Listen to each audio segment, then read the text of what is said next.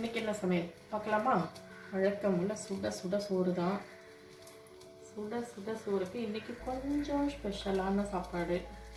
Actually நான் என்ன குழம்பு வைக்கிறதுன்னு ரொம்ப யோசிச்சுக்கிட்டே இருந்தேன். நான் கௌரி வரும்போதே கொஞ்சம் ப்ரானும் கனவா மீனும் வாங்கிட்டு வந்துச்சு.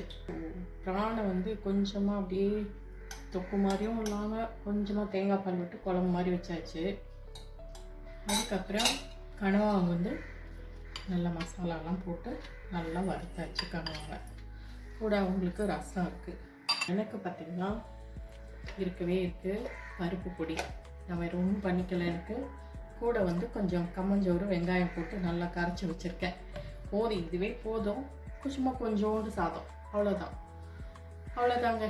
இந்த வீடியோ உங்களுக்கு பிடிச்சிருந்துச்சுன்னா லைக் பண்ணுங்கள், ஷேர் பண்ணுங்கள், கமெண்ட் பண்ணுங்கள். புதுசாக பார்க்குறீங்கன்னா சப்ஸ்கிரைப் பண்ணிக்கோங்க. தேங்க்ஸ் ஃபார் வாட்சிங். பாய்.